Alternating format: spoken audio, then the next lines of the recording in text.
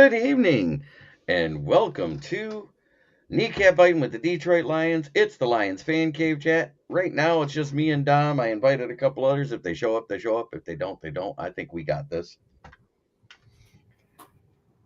But at that same thing, we're going to go back over the rest of the practice squad tracker here. I'm bringing it up right now. We got Justin May, the rapper, obsessed Detroit Lions fan up here in Rochester Hills, Michigan. Go Lions, win us a Super Bowl before the day I die. Said by every Lions fan in the history since 1958. Just let's win a playoff game.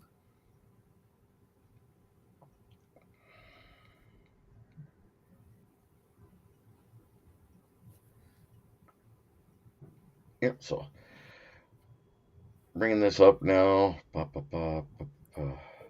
Practice squad roster. Let's go straight from the top. Says offensive tackle Connor Galvin. We brought him back. We brought back the Money Badger to the practice squad. Saw that.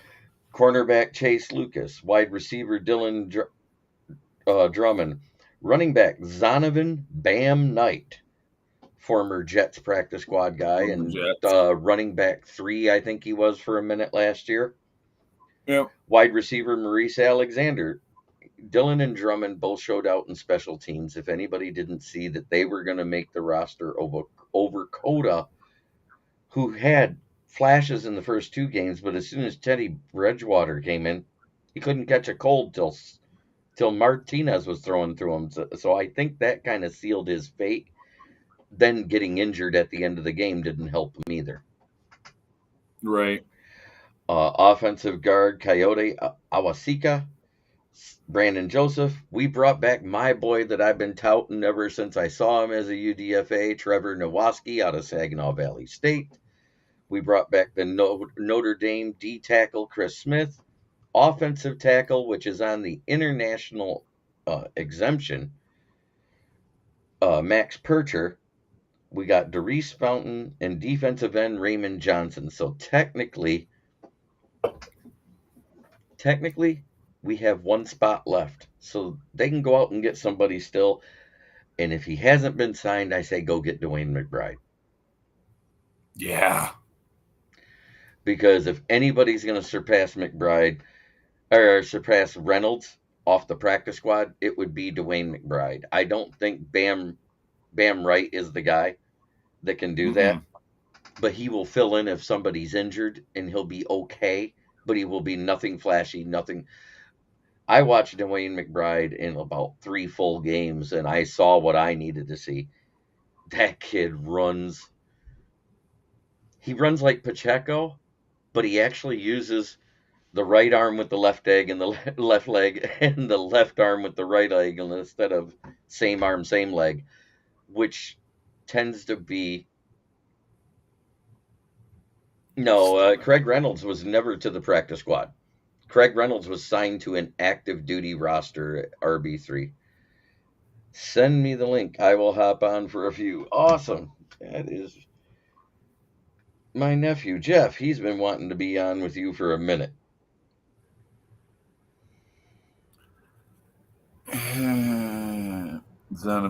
I knew he wasn't big, but he's not really big at all. 5'11", 210. Who? McBride? No, Bam? I think McBride's bigger than that, yeah. All right, that is sent there, Jeff. McBride's 5'11", 209. Yeah, but the way he runs is totally different than the way Bam Wright runs. DeWayne McBride, he runs very viciously. And Eric Dalton brings up a very good point. Barry Sanders size, but taller. By a lot. We've talked about this before. They always listed him at 5'9". Some of them listed him at 5'11". Dom's like he's lucky if he's 5'7". Yeah, with the afro. Weight wise, yeah, the 209 is perfect.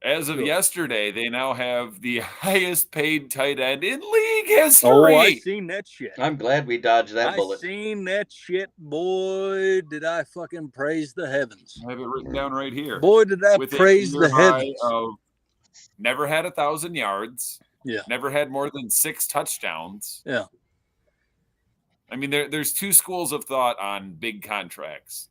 They either pay you for what you did, which is not impressive, or what they think you. I mean, he'll get a bunch of targets this year with no Dalvin Cook.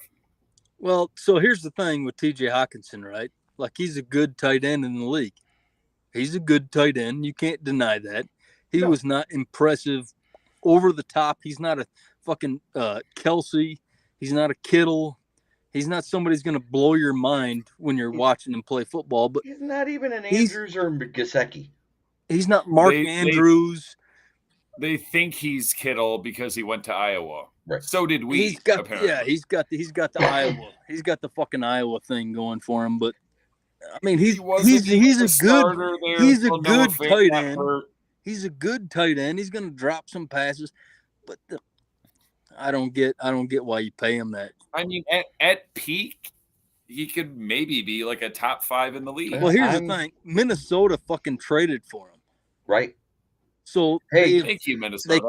They kind of fucked themselves. It's like if Brad Holmes traded for TJ Hawkinson, he'd be like, "All right, peace out, buddy. You want top tight end money? I'm sorry, I'm not going to pay you that. You're not worth it."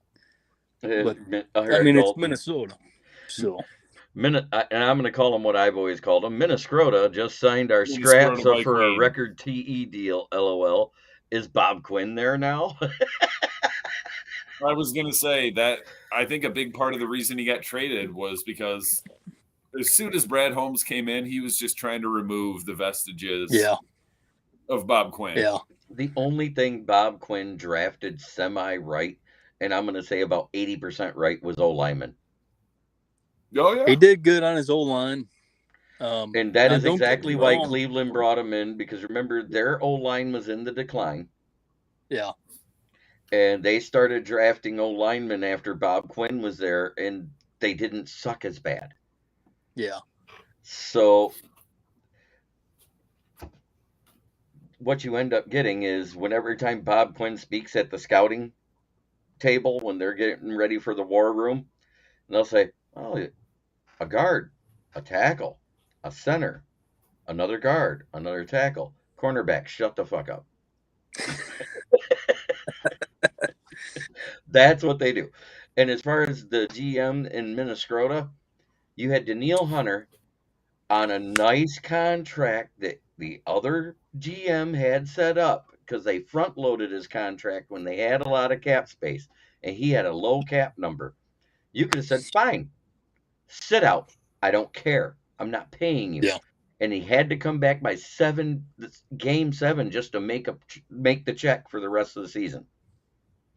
But instead, Kwesi says, "I'll give you $20 million, split it in half, and kill $3 million in cap over the next 3 years." Let me ask you a question.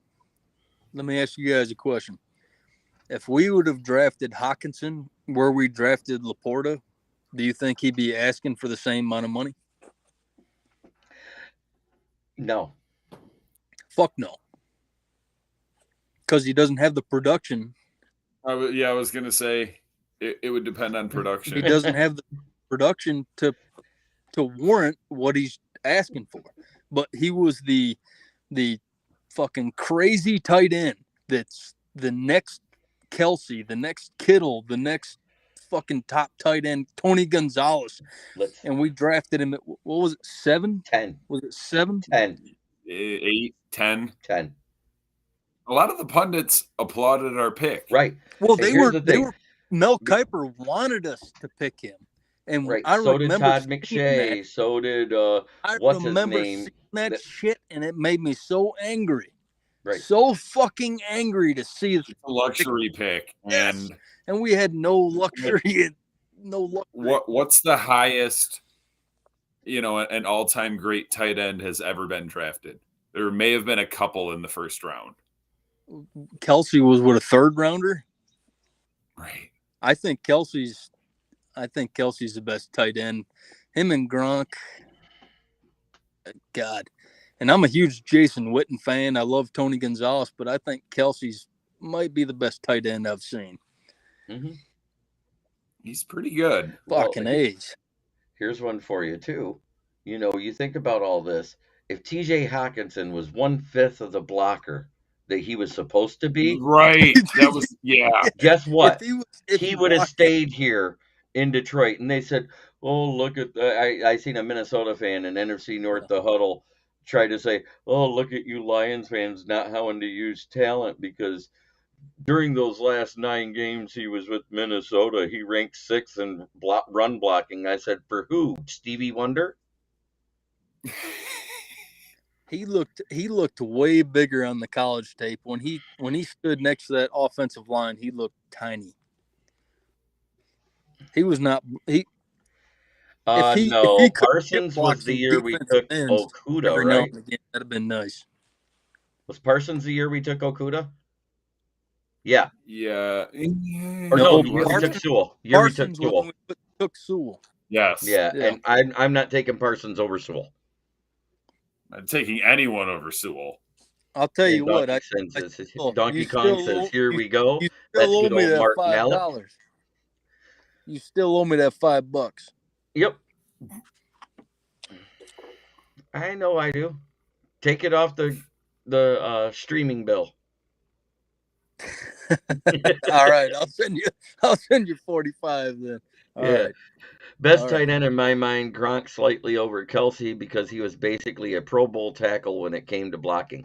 Yeah, see, Gronk, because of Aaron Hernandez being there, he wasn't used as a receiver the first year and a half. He was more of the secondary tight end receiver, so he was just in the red zone at that point. He really wasn't hitting. Didn't they take them both in the same draft? They took Hernandez in the first round and Gronk in the 6th, right?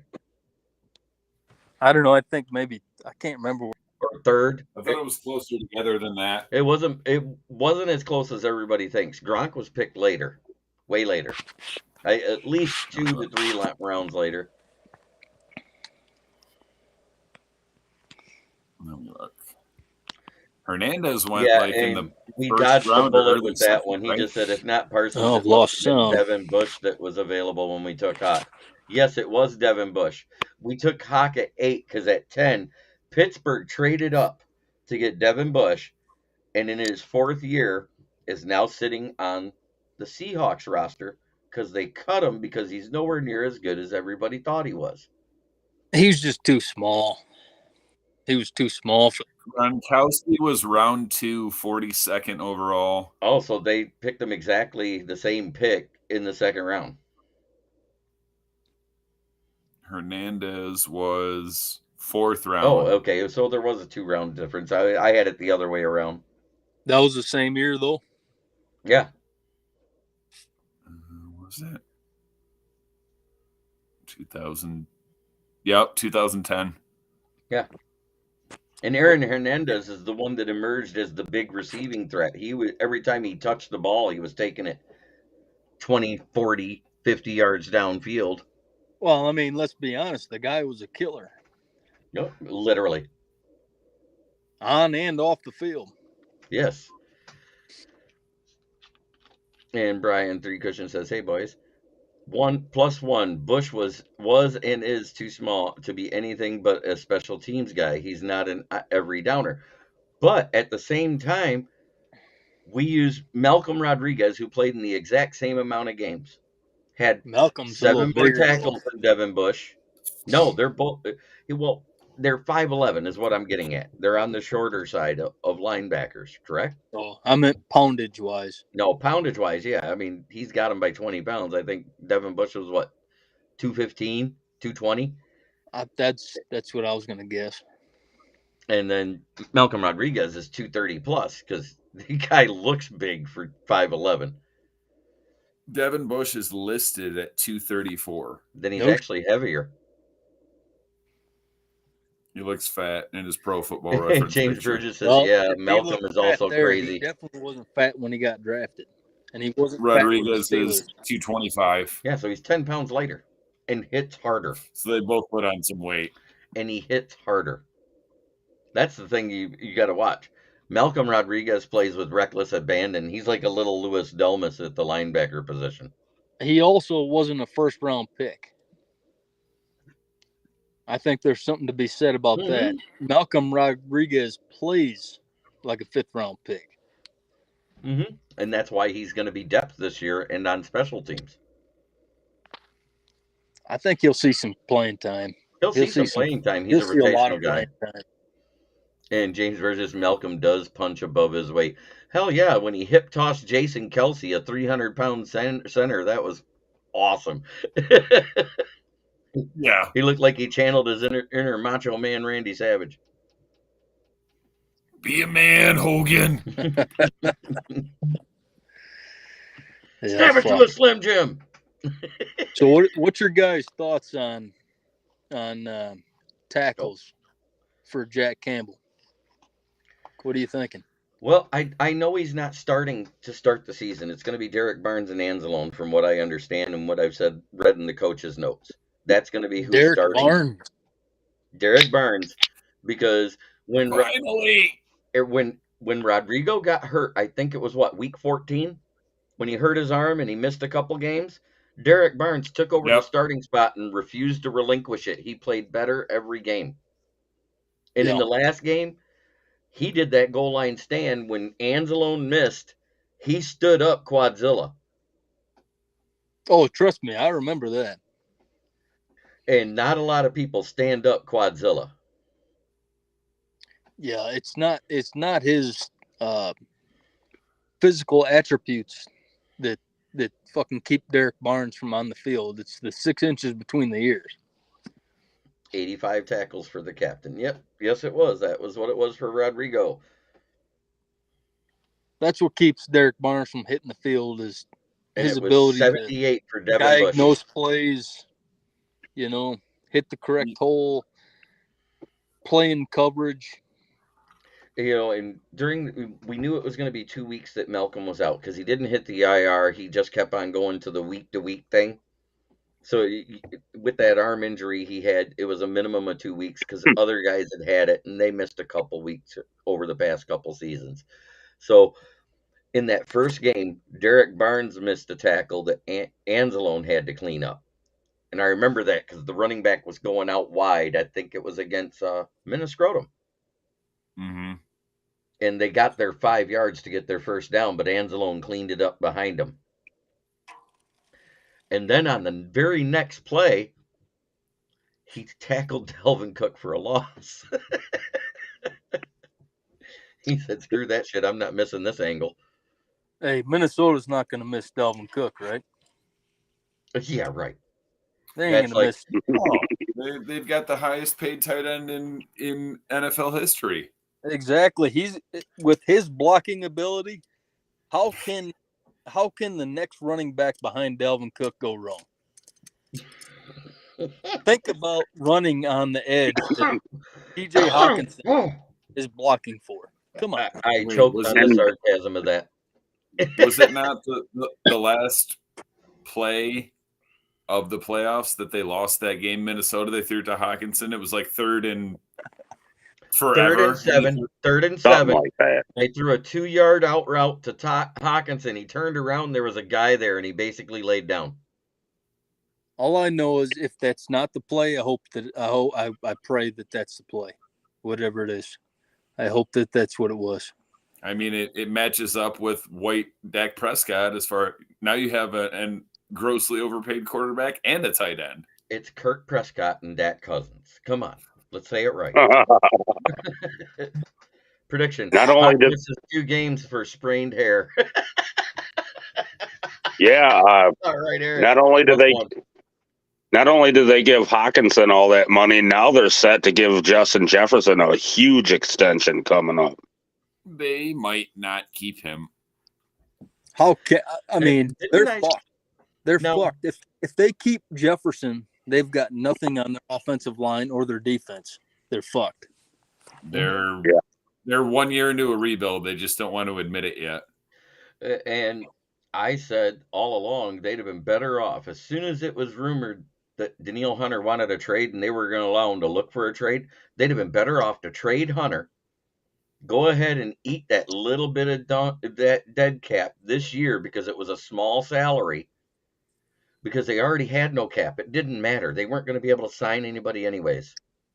Right. Where's their pass rush come from if it doesn't come from Hunter though? Okay, we got a question for the panel from James Burgess. Open question to all. Are there unspoken agreements between teams for fringe players? I'm not shocked Starling was nabbed by Arizona, but I'm surprised they did not also grab Lucas. They only needed one more defensive back to fill out their cornerback room because of the void that was left by trading away their first round draft choice, Isaiah Simmons. Because Isaiah Simmons was already practicing all preseason at safety and corner versus linebacker because he was horrible at linebacker in the NFL. Now, had I known it was give up a 7th round pick to get him, Right. I would have went down to Allen Park and knocked on Brad Holmes' door myself. The Giants got Isaiah Simmons for the same thing we got our kicker for. Yeah. Who might not even be our kicker. I'd have loved to add Isaiah Simmons to that room. I'd have fucking loved for it. a 7th round pick, sure. For a 1st round draft pick, absolutely Could not. you see? Right. Could you see as a slot Guy who was in the slot having Branch on one side in the dime and Isaiah Simmons on the other with CJGJ and Kirby Joseph back there? I mean, fuck, if Isaiah Simmons amounted to nothing, but his potential was fucking misused in Arizona. Mm-hmm. Oh, you're going to be middle back. They stuck him at Oh, middle you're going to be a linebacker. safety. Oh, you're going to be a cornerback. Oh, we don't know where to use you. How about you fucking build the scheme around the player when you have a dynamic guy like that? Find a fucking place for him. Find a spot for him. Or even if it means less snaps. Who was the only guy? The only guy in this room right here that said Antoine Green was making this roster week 1 of preseason when he didn't play against New York. You did. I said that speed, that size, at that 6'2" plus, because he's actually 5/8 of an inch above 6'2" without the helmet or a fro. Right. Like he's 6'2" and 5/8 inches tall, so you might as well say 6'3" at that point, correct? Because he's taller than a 6'2" and a half. With 4.39 speed, that guy, I knew he was making the team. Now, I do got all of the split results and everything for Trevor Nowatzki.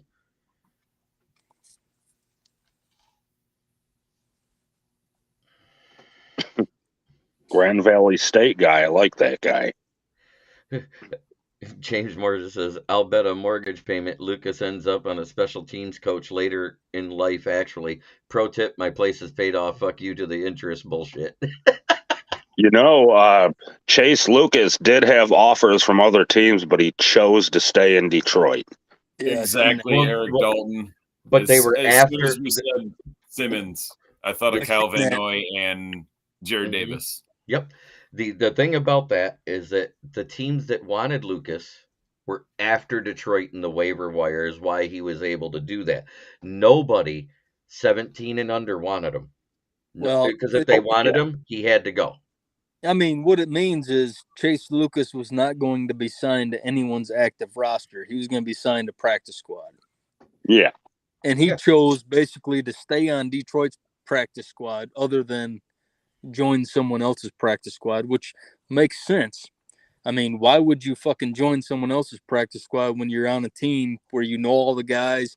There's a chance if you play good, you might hit active roster with injuries and shit. You know what I mean? Get your chance to shine. And have a chance to play in the playoffs. Exactly. Well, yes, hopefully. And I said have a chance. I didn't say he would have a chance. That's the turning of the tide. Right. Like in years past, we were looking for guys to fill out our 53-man roster. Now we're cutting guys that are getting signed by other teams. Yes. Fucking A right. Trevor Nowaski not only went to Saginaw Chase Valley Lucas. State. Chase Lucas is turning down fucking practice squad offers. Right. Stephen Gilmore, he made the 53. That was awesome, and he deserved it. Every bit of that. Oh, damn right. And Then Khalil he's better Dorsey than with his this brother. big return in game 1 and the way he turned his season around in, I think it was in the Jags game. He had a couple of pass breakups, almost had an interception. Yeah, He had turned that around. pick off of Tracy Walker's fucking deflection, basically. He had that one pick when Tracy Walker come, and he got that pick. And then the pick 6. But Mhm. the dude's been around the ball. People throwing at him. He's made deflections. I Yeah. like the kid. I don't like him as my number 3 cornerback, but I like him as a depth piece. Hey, he's got good pedigree in him. The younger brother of Stephon Gilmore. Hey, James That Burgess, dude's I the will most call you Homer overrated Simpson. Change corner your of name his on YouTube. generation. And don't forget, James, please send me an email because George wants to get your information to be able to get with you to buy his book that you want to buy that you said on South Florida Tribune the other day. But Saginaw Valley State University and Grand Valley State University, sending guys to the pros is cool. Call me a homer. Just make sure you add the Simpson to that.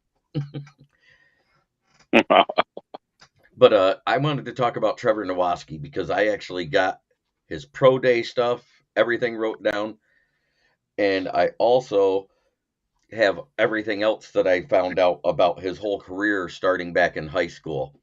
When he graduated in 2017, he made the All Detroit West first team as a linebacker. In 2018, he only played in like 6 games, but he had 44 tackles. 2021, he was honorable mention All GLIAC, 84 tackles, 4.5 sacks, 9.5 tackles for loss, 1 interception versus Texas A&M Commerce, which is basically their JUCO college down there for Texas A&M, where the guys go to learn how to play and be a better student, and then go back to Texas A&M. And he had 3 pass breakups. And last year at Saginaw Valley State, he was All GLIAC first team, Defensive Player of the Year in the GLIAC, 98 total tackles, 48 solo, 9.5 sacks, 7 pass breakups, 14 tackles for loss, and 4 interceptions. The 7 pass breakups tied for 5th best out of every defensive player in the GLIAC. The 4 interceptions tied for first. The 9.5 sacks was first. okay. Well, I mean, he's a dude that I've been rooting for to make the team, but I'm glad he made it back to the practice squad. That's all I got to say. yeah, Because I there mean, was he quite made a the few practice teams squad. ahead of us that had weaker linebacker rooms. Well, the trouble is his position. Who's he competing against? He's competing against Derek Barnes, Alex Anzalone, and fucking Jack Campbell.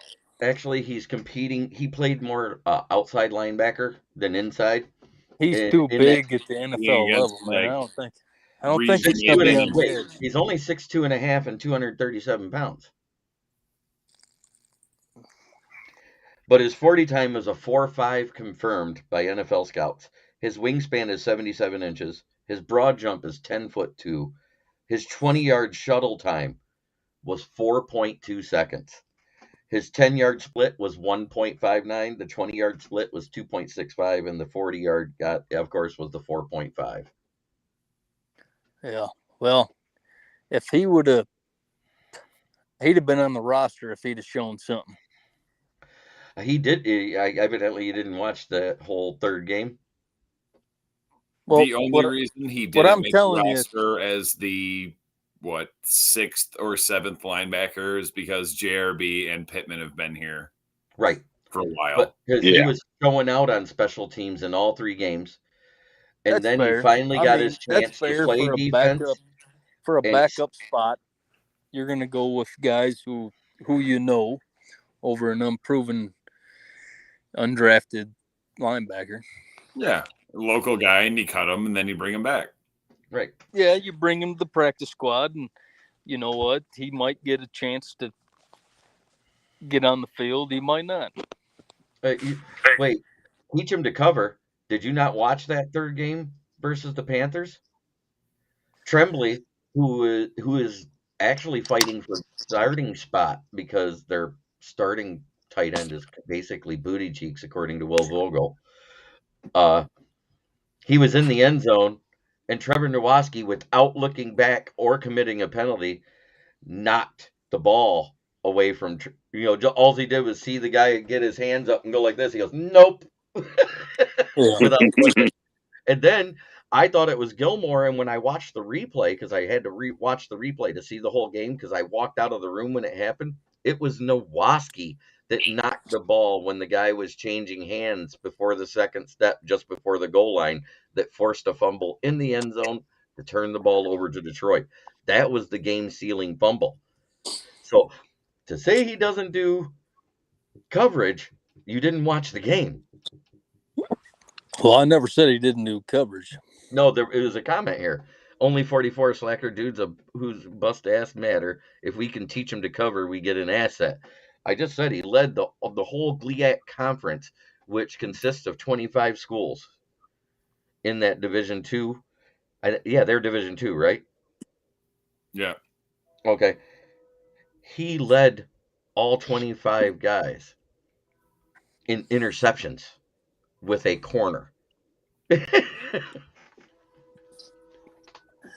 Versus That's Jack huge. Campbell, who led all of the NCAA in coverage. Right. I get that. He had a 90 PFF in college in coverage. That's crazy. Like, not just linebackers in coverage. Yeah. Number It one. didn't say corners, it didn't say safeties, it didn't say linemen, it said in defense. In coverage, he was a 90 PFF in coverage. It took a decade or more. We finally got a linebacker that can cover. The best one in all college. To be determined. I have the. Oh, he can cover. You can cover, you can cover as a linebacker. If you're better than everyone else in all of college football, you can cover. He'll be fine. And you can tackle. Hey, you know what I'm saying? You can cover. And he's not even a starter. And we have a weak What's crazy, wasn't it week 1 when Tim 20-Man reported that Jack Campbell busted up a pass that was in Amon-Ra's hands? Mm-hmm. Yeah, listen, he can cover. I'm as big of a Jack Campbell guy as anybody. I ain't gonna put too He's much. Better than that Van Ness guy. I think Van Ness. Mm-hmm. I think eventually Jack Campbell at some point, maybe this year, might earn that green dot. I wouldn't be shocked at that at all. I wouldn't be surprised. I wouldn't be surprised at that at all. When our run defense was horrible for that first 7-game stretch, and it was horrible, guys. I'm talking 154.85. You might as well say 155 yards per game in that stretch. Guess who was leading in missed tackles at that time? Anzalone. What did I call him because of missed tackles? Anally. Because he fucks the defense. If we see Anally show up at the beginning of the season, by game 5, Jack Campbell will be starting in his place, not Derek Barnes. Derek Barnes he's been wearing the green dot. I wouldn't be surprised if you seen Jack Campbell and Anzalone on the field at the same time. For a down or two. We're going to rotate in and out. In second and long and third and long situations where you need more coverage, I could see that, especially if it's a 2 tight end set.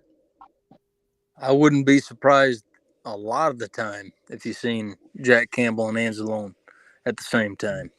There will be run situations. I think Derek Barnes will be in there a lot. Every run down situations, you're going to see that beefy number 55 Derek Barnes in there. Anzalone or Malcolm Rodriguez, you'll see Malcolm in there.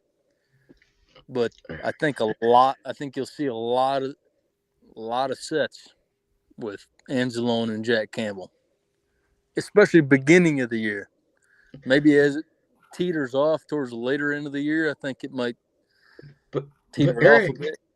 wait, there's more. You say 32nd against the run by far? Only the first 7 games, because by the end of the year, during the 8-2 run, we gave up 141 yards, but we also gave up a whole touchdown less per game.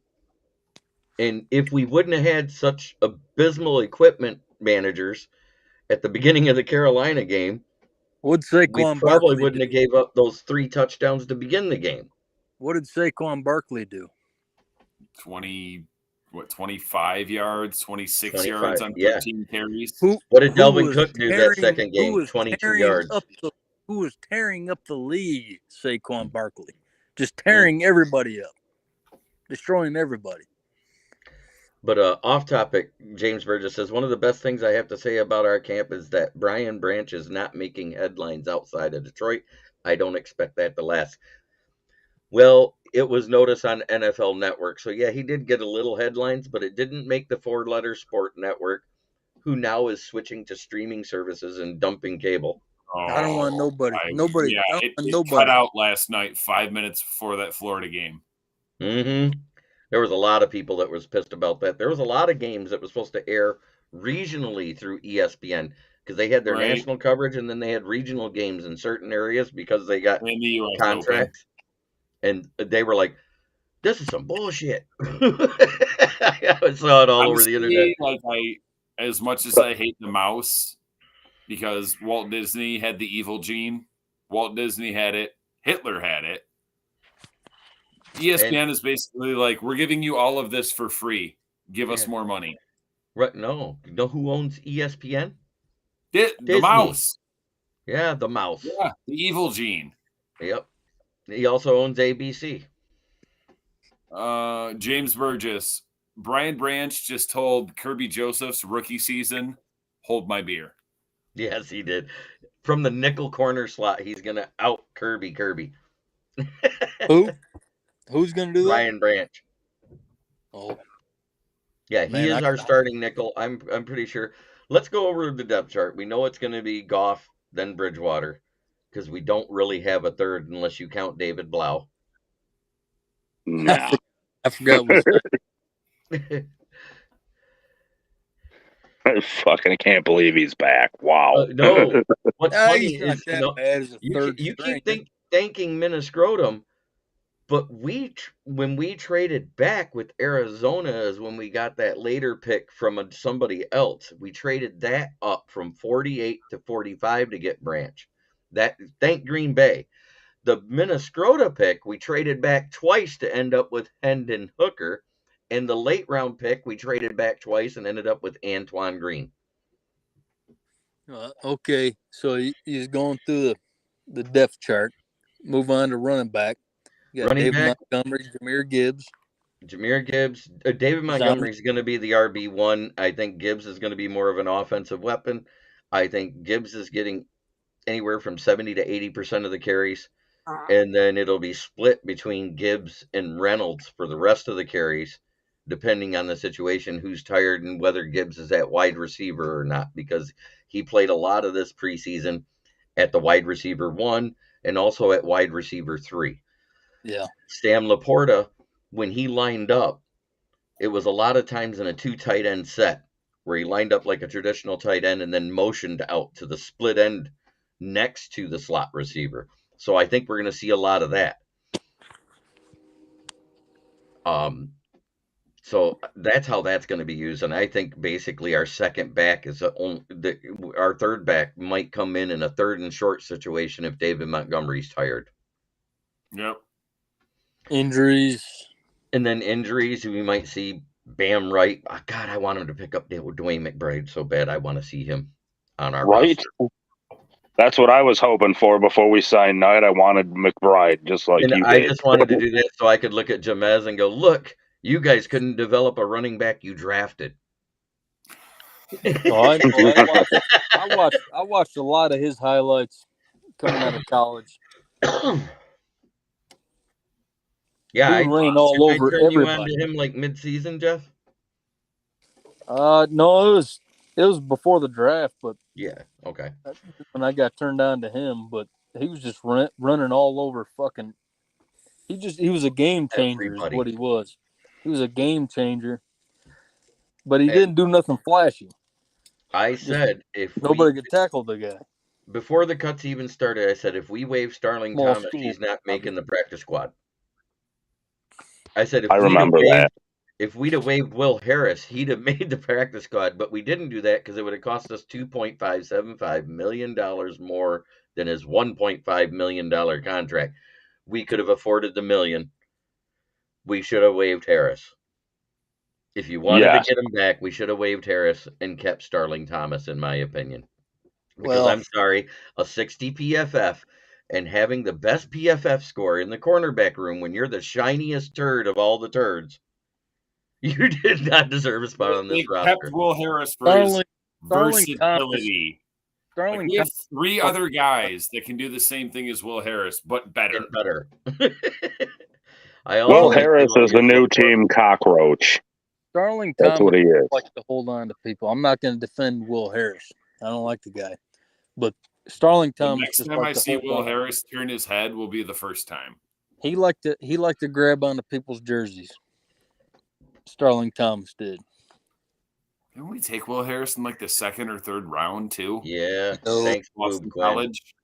Thanks, Boob Quinn. I feel like it was way late. It's got to been later than 2nd round. And Eric Dalton says, I also think they will use Laporta as a decoy for Brock Wright and later on. Eric Dalton says a turd with sprinkles.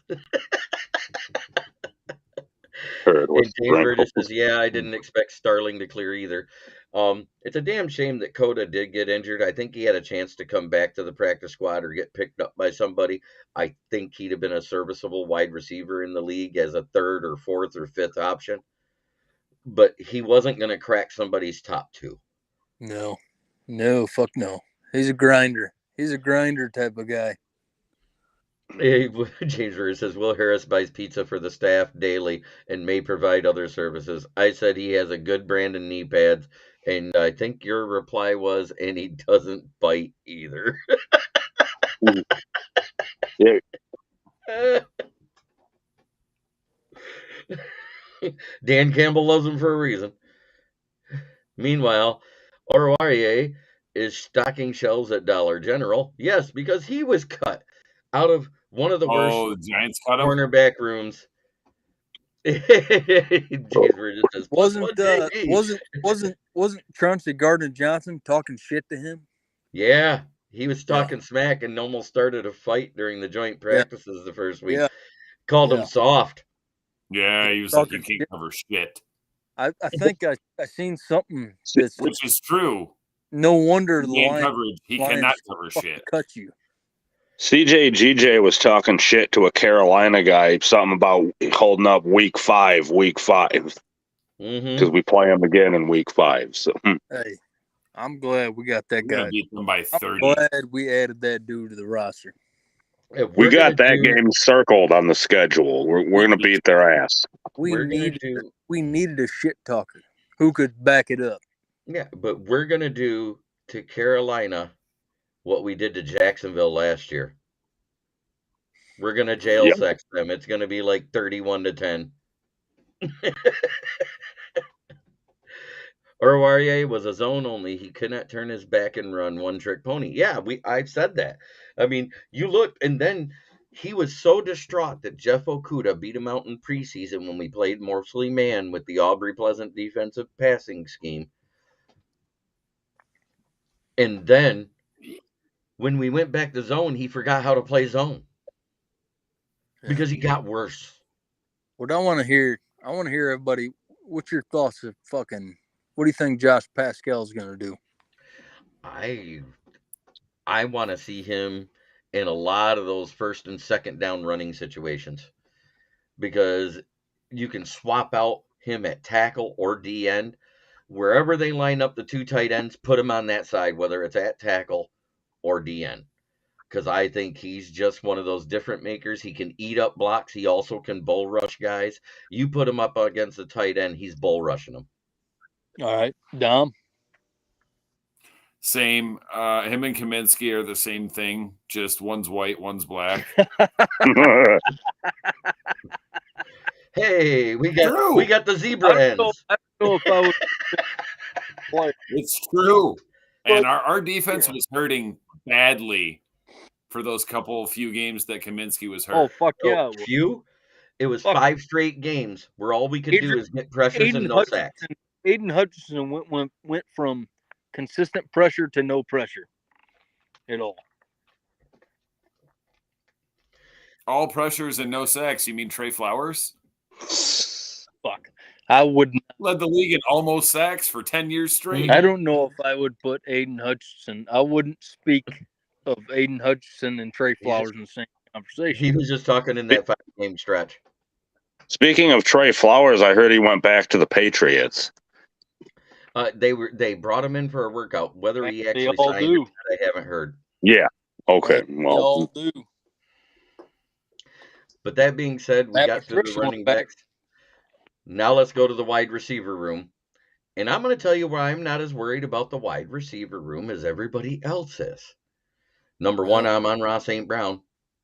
Guy had the same amount of catches his first 2 seasons as Justin Jefferson. You can't gripe about that guy.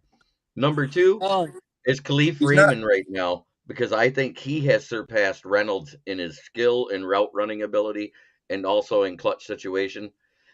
And then also, he was 4th in the league in catching the ball in separation yards around him.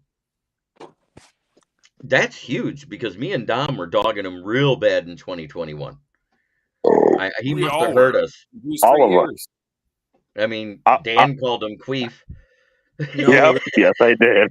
I remember you calling him Queef, Raymond. Like he I got it from Dan. I'm not gonna lie, that was Dan's nickname, so I called him Queef too.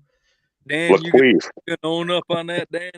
Yes, I will. I called him Laqueef because he'd catch like a kickoff or a punt return, he'd just fall right on the ground all the time. He has been second receiver, second leading receiver on this team for the last 2 years. Yep.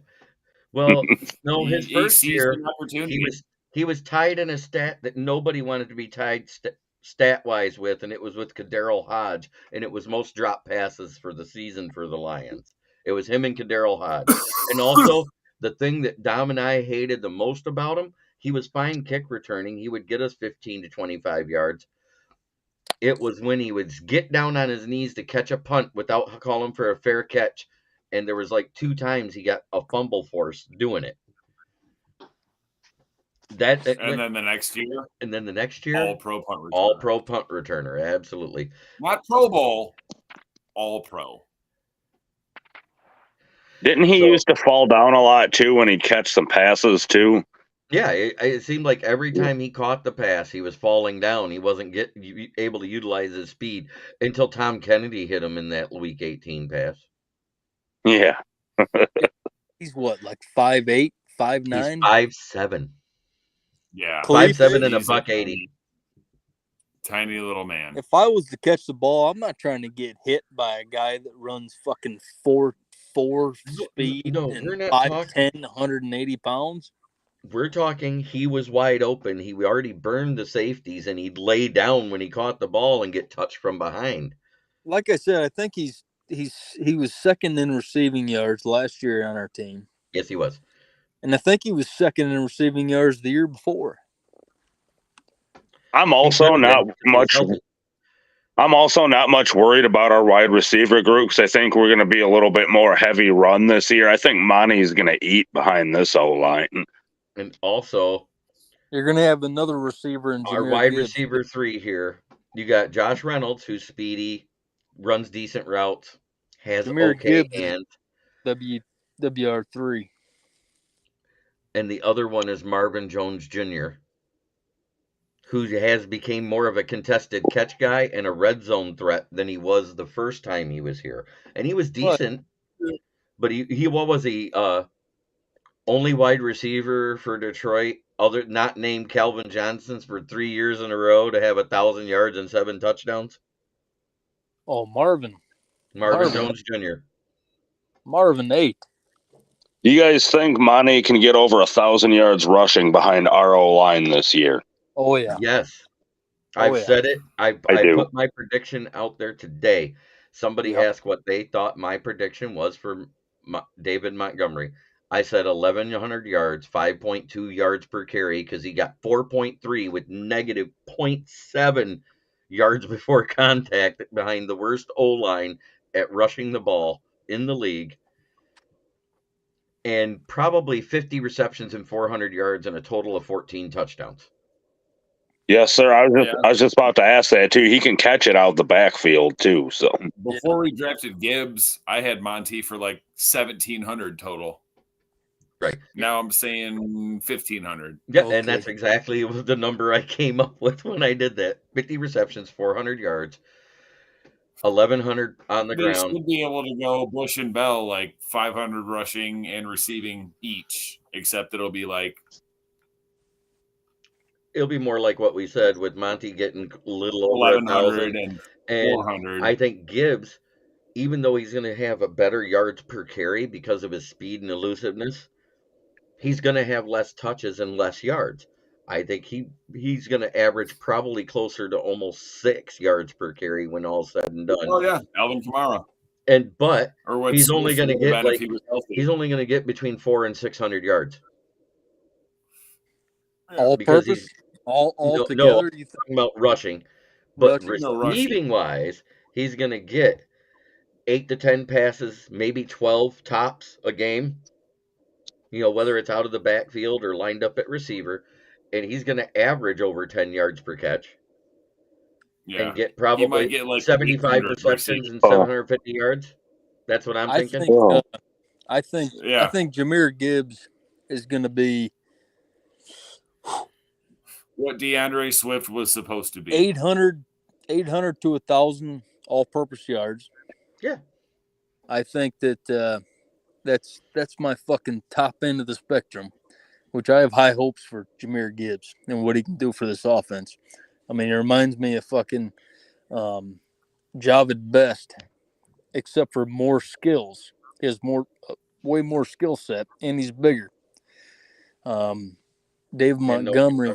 That's nice. I put Dave Montgomery at like 1,000 yards. 1,000 yards on the ground. How could you not? You know, how could you not after fucking Swaggy? This offensive line, you give somebody enough fucking carries, they're gonna get 1,000 yards.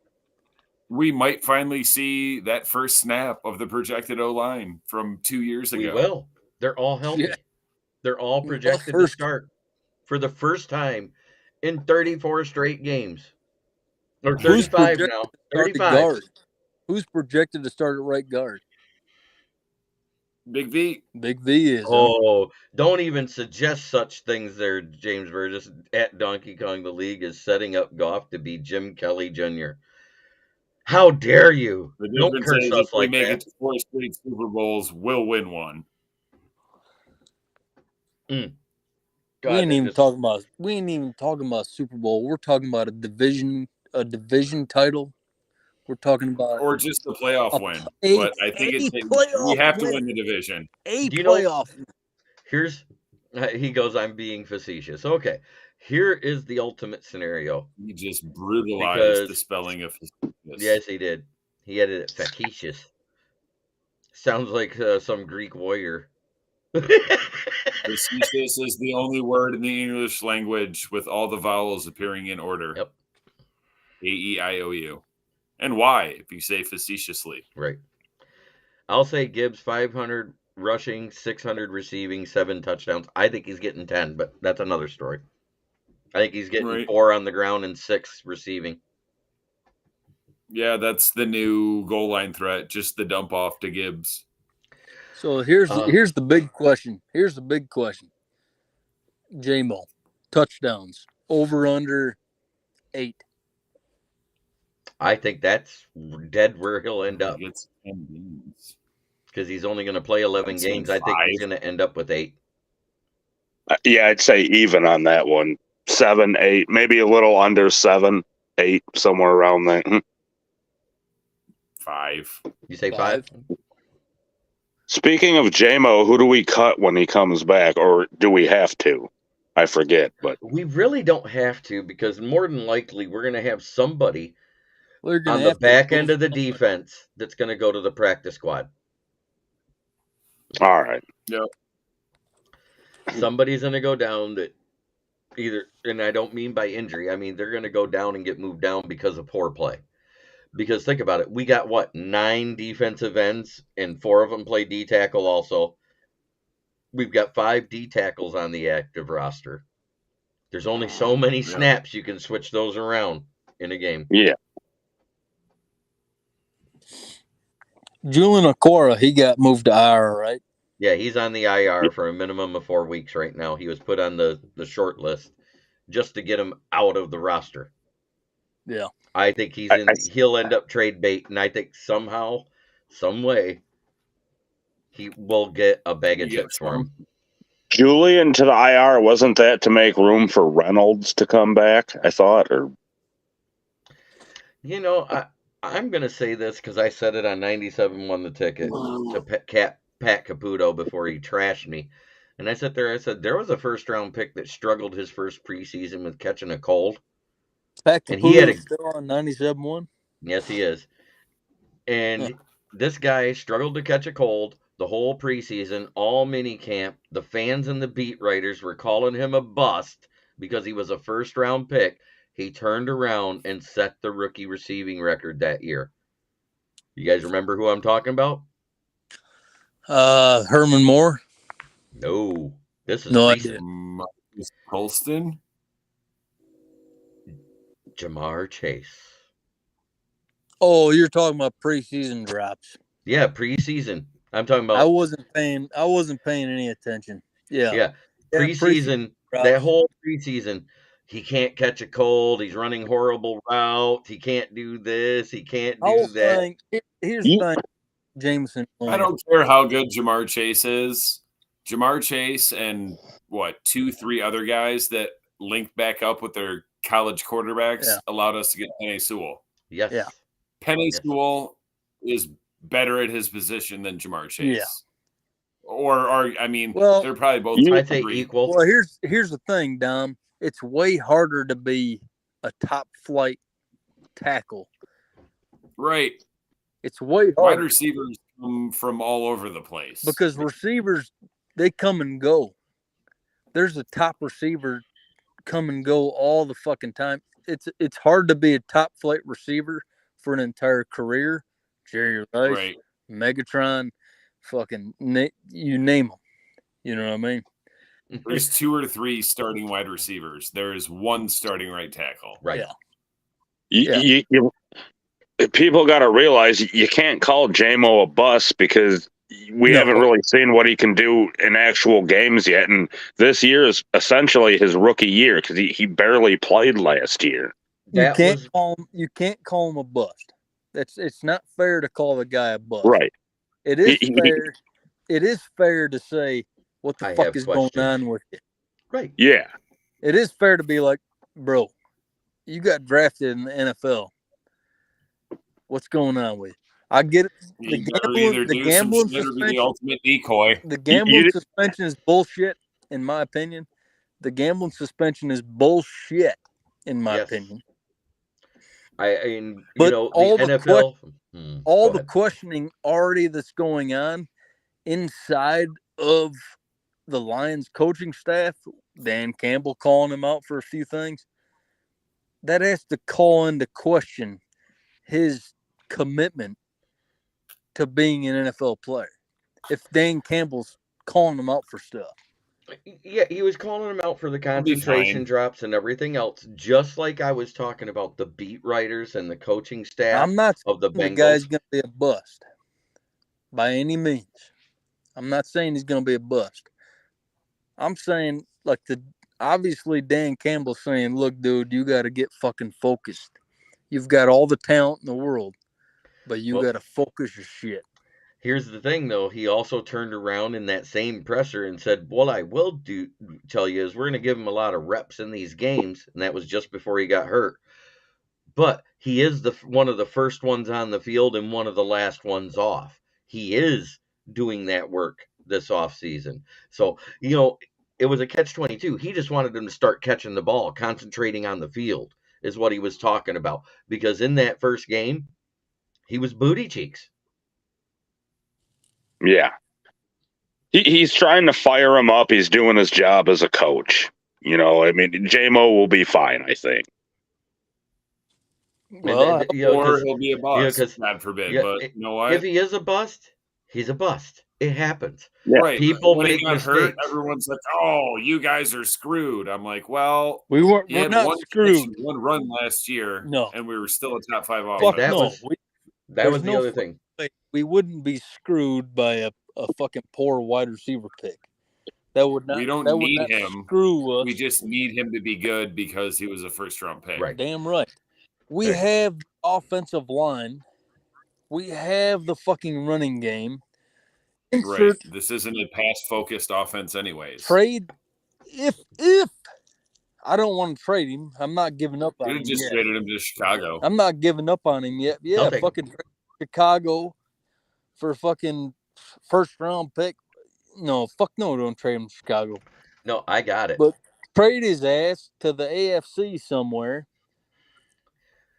I another got fucking wide the receiver. answer. I got the answer. What's the one thing he did at Alabama he has not done for the Lions yet? He'll be all right. And he was Return 1 for kicks? 5 to the house every time he did it in Alabama. Return Right, kicks. but I don't And want wait, a no, wide wait. receiver 1 returning kicks. You're not letting me finish my statement here. Right. If he Go ahead, go sucks ahead. at receiving and doesn't get it right all season, and he He'll get it. doesn't look okay, Dave Phipp is the one that turned Brad Holmes to go watch Alabama tape because of his return ability, and then he saw everything else, and he was like, wow, this guy's amazing. So instead of doing that, let him ride out that whole contract. Just let him start returning kicks in his third year if he sucks. Sure. Yeah. Because at that point, he's not going to be your wide receiver 1. Somebody else will. He'll be and all then right. that changes where He'll we be all go right. at the end of the first round when we're in the playoffs. If he can get his fucking 6 inches between the ears squared away and realize that, Jared Goff is not going to throw you a 65-yard bomb and you can just run on a straight line. You know what I mean? You can just run a straight line and Jared Goff's going to throw you open. It's not going to happen. I think that's where a little bit of the trouble's going to come from. Because Jared Goff ain't going to do that for you. And I'm sorry, if I did what he did on that end around in Green Bay and found out that a tight end grabbed a linebacker that was 10 yards behind me in a holding play and cost me a 41-yard gain that would have sealed the deal at that point in the game, guess what? I would have been pissed off at my teammates too. A holding penalty? What the fuck? I'd have did that all day.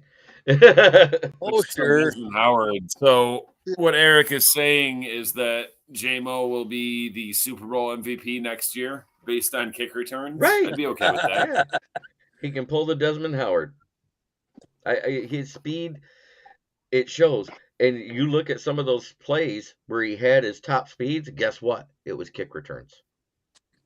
I'll tell you. He's right around that same I'll tell you right now. If J-Mo just listens to Jared Goff and Ben Johnson and gets on board with this shit and gets dialed in with a playbook, and him and Jared Goff just getting some kind of a rhythm, they'll be all right.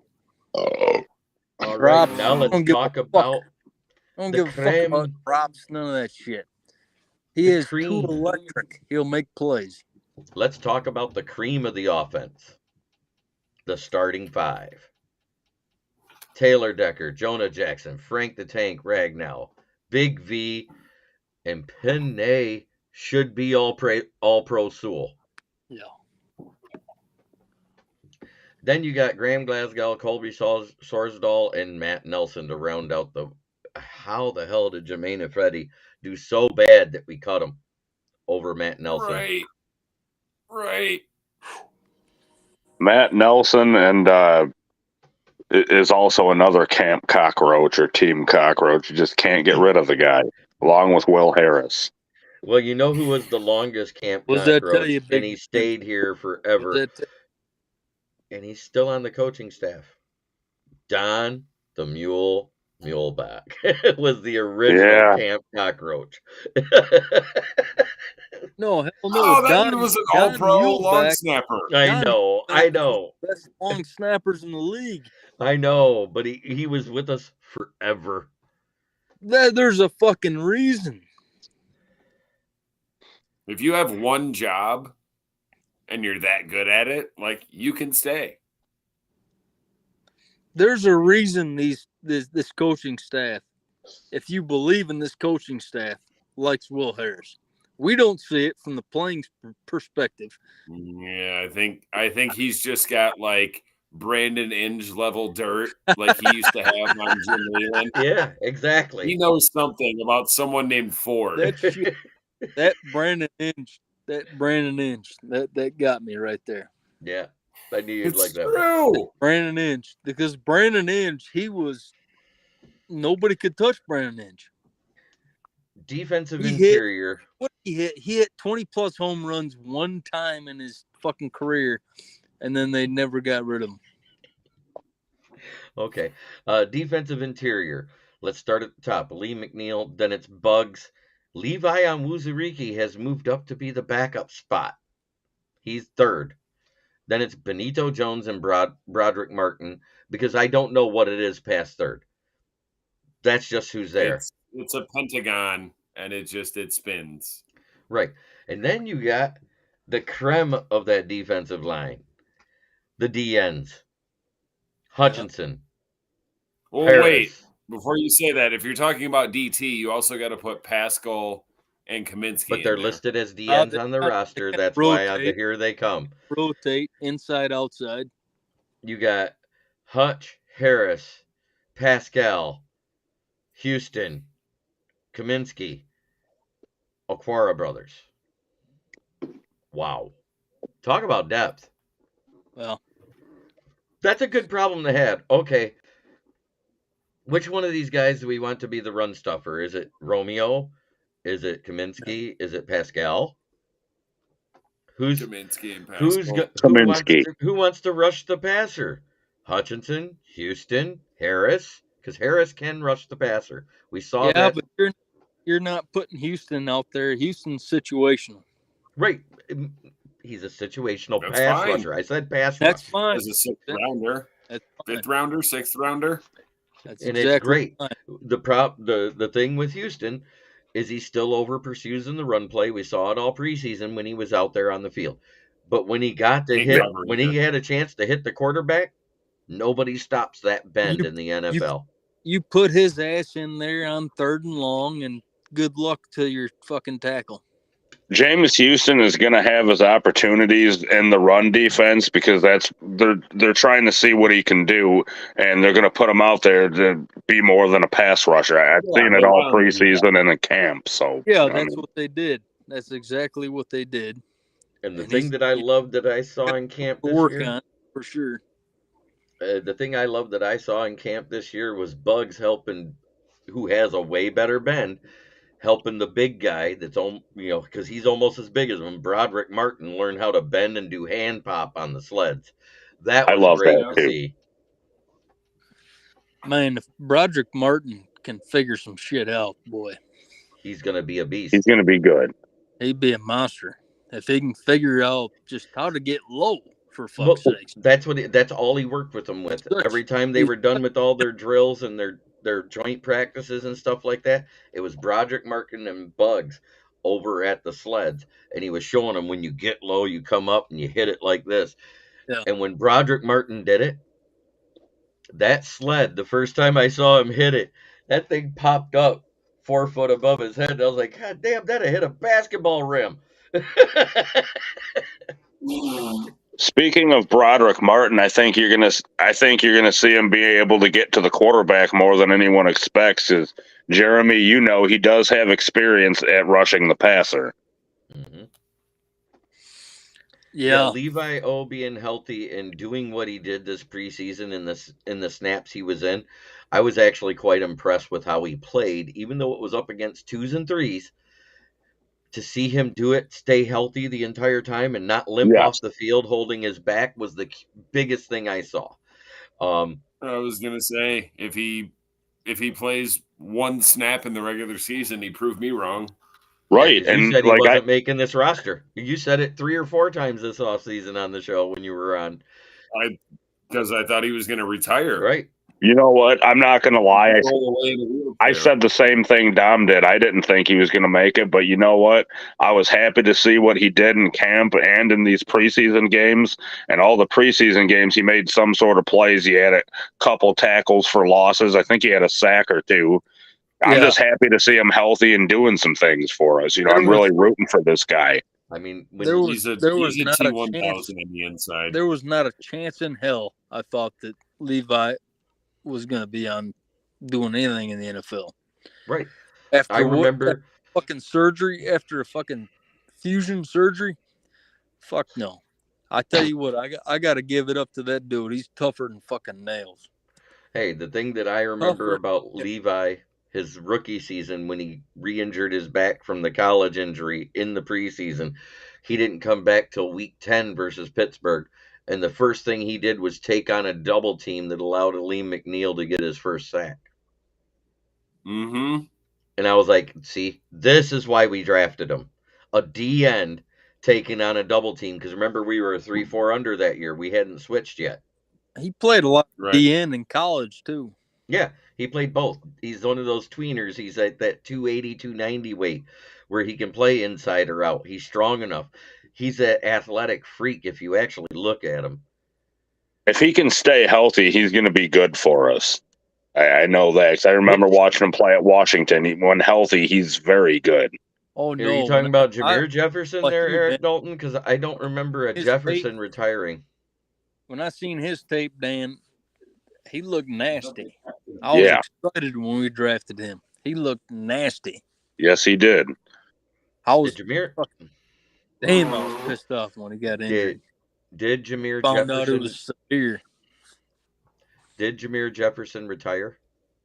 I didn't. Jamar, I thought he made the roster originally. I have no idea. I never heard anything that he retired. No, I kept the only one I heard about was Justin Jackson, right? Yeah, He retired. Justin Jackson retired. Yeah, it was weird. We signed him on a Monday and he retired by Friday. Jefferson's still gone though, right? Yeah, he We was cut waiting. him. He wasn't. Yeah. He wasn't retired. Okay. He was Yeah, just that's waiting, what I thought. and he didn't make it back to the roster, so somebody picked him up. But it was Justin Jackson that retired, and I don't know. I just know it was an injury retirement waiver, is what they said, which means no one can grab him. He's done. He's turning in his paperwork. Well, I got to Because- hear this. What's everybody's week one predictions? We ain't even talked linebackers yet. We got linebackers, corners, and safeties. So let's see. Linebacker room. We all know Barnes, Anzalone, Campbell, Rodrigo, JRM, Jalen Reeves-Maven, and Anthony Pittman. Anthony Pittman making the team. I understand it because he knows the special teams. He knows the plays we run and how we do them, the different formations and the punt and the kick returns, and also kick coverages and punt coverages. So that being said, I understand him making the team, but after I saw what I saw in week 3 with Nowaski, I really wanted Nowaski to be doing that instead of Pittman because he would offer something in defensive play too. That's why I because figured Pittman or in defensive JRB play wasn't was gonna make the god team. awful last year. He had one good tackle behind the one tackle for loss, and I think he had a total of 15 tackles in the 4 games that we saw him towards the end of the year. I mean, granted, the tackles were good because it was cleanup stuff that where guys got through the old line and stuff like that, but there was a lot of missed tackles too. 31-27 is my prediction. Don't add points. 31-27 who? 31 Lions, Chiefs 27.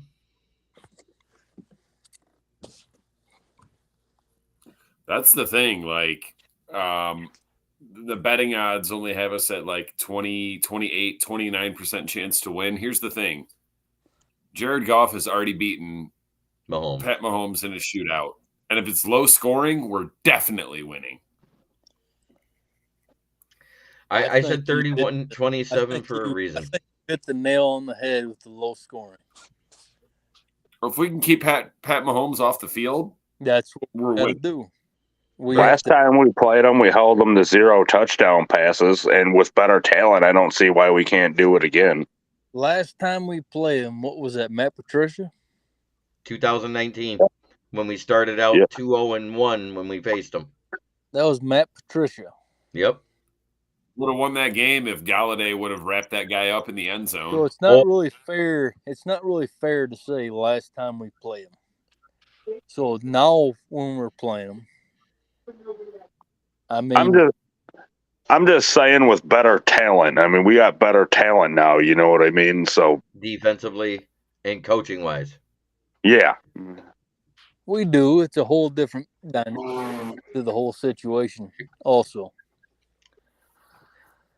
they still have the best tight and it's end. a Super Bowl hangover. They still have the best that's tight end in the game. City. They have the best tight end in the game. They have the best quarterback in the game. They're doing their ring ceremony just before the game. Also, it looks like they're not going to have Chris Jones for that game, and he's a big part of their defense. He's the biggest. That might be why we win. That is why we win. Right now, he has to be signed by 4 p.m. Monday, and no paperwork goes in the office on Saturday and Sundays. Let's trade for Chris Jones before that game goes on. Brad Holmes won't do either. I know he won't. I know he won't do it. I know he won't do it, but by God, I'd be splurging in my jeans if he got fucking Chris. No, James Burgess, it was worse. The first game of the season. The first game of the season, we got Chris Jones against the Chiefs. Here's the thing. When Chris Jones is in, the pressure rate for that defense triples. Because when he isn't getting through the line, he's eating up double and triple teams from the interior O-line. Imagine Chris Jones on the interior of our line with fucking Aiden Hutchinson and John Kaminsky and fucking Aleem. Oh, it'd be great, but we don't need him. And we have less need an interior presence. Unless Aleem's going to be, after losing that weight, it's just going to be crazy. He didn't lose any weight. That's the crazy thing. He lost plain body fat. That's bigger. That's bigger than anything. He maintained his weight at, 329 pounds? That sound about right, Dan? Yeah. 329 pounds and lost 13% body fat. Is it? No. Either way, he's still a 300 pounder. Right. Either way. And to maintain that weight and lose 13% body fat means you just became, remember when Junkyard Dog back in the day got healthy for a minute and he lost his spare tire and it went all to his upper chest and he came in and posed and he was just huge? Yeah. That's exactly what Aleem McNeil did. Oh, I got big hopes for. Well, Junkyard Dog lost that weight from doing blow. Yes, that's but true he still too. gained muscle mass at the same time. a little cocaine wouldn't hurt Aleem McNeil on the line. Team with the most cap room right now in the NFL is the Detroit Lions right now. The Bears can't afford to sign him, and even with the most cap room, it's less than Chris Jones wants. How much do we got? We got almost $20 million right now. I think we're sitting at 18.75. Sweet. That's more than I thought we had, to be honest. That's the most in the NFL. That's after all the rookie signings because everybody was signed or they couldn't be at training camp. I had somebody say, well, when did Branch sign? I said, Branch signed 3 weeks before Gibbs did. Gibbs was the last one. He was the holdout. Also, the reason I think we can beat Kansas City, because isn't it the past 2-3 years Kansas City normally struggles to start? Like they usually have slow starts. They have Andy slow starts Reid, to the Andy season, but they Reid are 5-0. never loses opening game. Right, they're 5-0 with Andy Mahomes Reid on does opening never games. never loses Okay. never Okay. loses opening games. Yes, the Bears burnt through their like 90 of their 102 million. Well, you know The what? Bears are going to find a way to trade for Chris Jones. Just give up the world, and then he's going to be ordinary, a la Khalil Mack. If But they you make see, this Mahomes- trade, if they There's make no way Brad Holmes would do that. He wouldn't do it. Mhm. Don't need him. Right, Pat And, Mahomes, Use him. We could definitely use him. Pat I wanna Mahomes might not lose on opening game, but we're going to give him his first loss. My opinion. I love your optimism. And we'll beat Seattle. And then after 4 weeks, we'll still be 2-2. No, we can't lose to Falcons and Packers. Shut it. We're not winning more than 2 of those games, no matter what. Dom, I could see the loss to the Falcons, but we're not losing the goddamn Jordan Love and the Packers. I'm just saying. If we beat I'm Kansas City and just saying. Seattle, we will. Seattle game's gonna be tough. I just say we need Kansas to roll City's in. gonna be tough. Well, way more than tough. We need to roll into Green Bay with the party bus with the frickin' 12s all the way down the side of it, blaring "Love Stinks" as we pull into Green Bay, and just the chorus on repeat.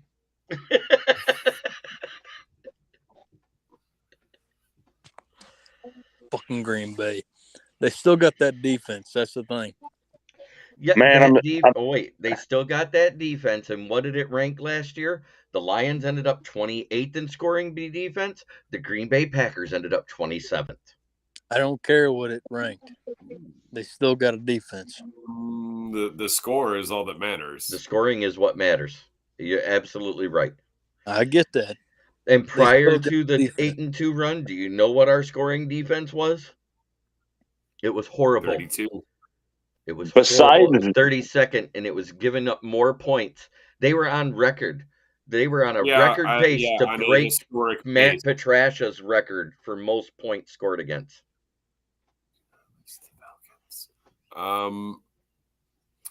Well, unless our run defense got a lot better, James Burgess, do you remember what Carolina did to us last year? Yeah. Their running backs are not as good as Atlanta's are. And we had bad Who's are equipment you on talking for a about? half. Who are you talking about? Who's running backs? Atlanta. Atlanta's running back. Oh, Atlanta. They had, 1,800 rushing yards, and that's before they got Bijan. Yeah. So they had a Bijan. Did they lose Cordarrelle Patterson? Mm-mm. Nope, still got him. So they Still got him, and they another still Algier. got Algier. Yeah. Algier. So that's I their whole think- I- offense. And who's their Did- quarterback? Ritter. Ritter. Atlanta may rush for more yards than they pass for this year. I think he might. Fuck. That'd be something, wouldn't it? Besides Bijan, who's Atlanta's other running back? I forgot. Patterson. Algier. Algier and Patterson. Patterson. Yeah. Okay. With their 1,800 rushing yards between them. They'll But have a one good- of them they'll have a is good not rushing getting anywhere unit. near the snaps they did. I mean, Right. Other than- How could they? Kyle, Unless they only let Ritter pass the ball 8 times a game. they got Kyle Pitts. Who else do they got? They got Drake London. Drake London. Yeah, Yeah. they got Drake London and Kyle Pitts, who is just a bigger version of Julio Jones. He's allergic to the red zone. He cannot catch touchdown passes. He doesn't have a touchdown in the United States. Right. Oh. His only touchdown was thrown in London. He should have been drafted to New England, not. I'm never taking Kyle Pitts in fantasy again. You made that mistake last year. Yep. But he's a very he's a prospect that you're like, oh man, Kyle Pitts. He can do everything. He can jump, he can catch, he can run, he can fucking do it all. But who the Don't fuck get is him near throwing the the end ball? zone. Don't get him who's near the throwing- end zone. Well, who's throwing him the ball? That's Julio. Who's throwing him the ball? Didn't matter. Desmond Ritter. No. Prior to the Mariota. year before, it was Matt Ryan, who had a good season with all the other guys around him. Yeah, but that And was Kyle Pitts couldn't catch a cold in the end zone. that also wasn't the Matt Ryan that used to exist. Matt Ryan had an outlier MVP season, and then eventually had 1.5 more good ones. Matt Yeah. Ryan And was that a was one of the decent good ones. He threw quarterback. for 4,500. That was during the 16 game reign, just before it went to 17. So you're talking he had 4,500 yards and he had almost 30 touchdowns and less than 15 interceptions. So Ryan was a decent quarterback throughout most of his career. yeah, He had but one I'm just saying MVP he had a season, good year that I'll year. give him decent. Sure. but he was a decent quarterback throughout his whole career. Yet somehow they called him Matty Ice when Matt Stafford has the most comeback wins of any active quarterback. I'm Yeah, pretty now that sure Brady you retired. you used to be a hater of Matt Stafford. Dom. No, that's not true at all. No, I'm pretty sure. I love Matt Stafford. He got neutered. You know what Matt Stafford was supposed to be? Brett Favre. That's what he was supposed to. I would agree with you on that. Then he got neutered. He will throw you did. into many wins He got fucked. and out He of got many wins. fucked on being drafted by the Detroit Lions. He had one defense, one season where he had a defense.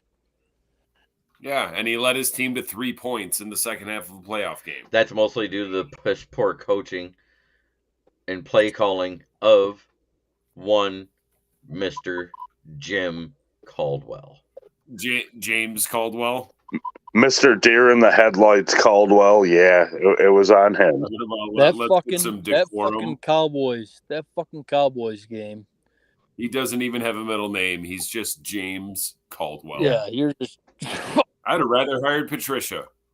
Shut your whore mouth. He has not. Hey, he has listen, not- if nothing else, at least then the Patricia era would be further in the rear view.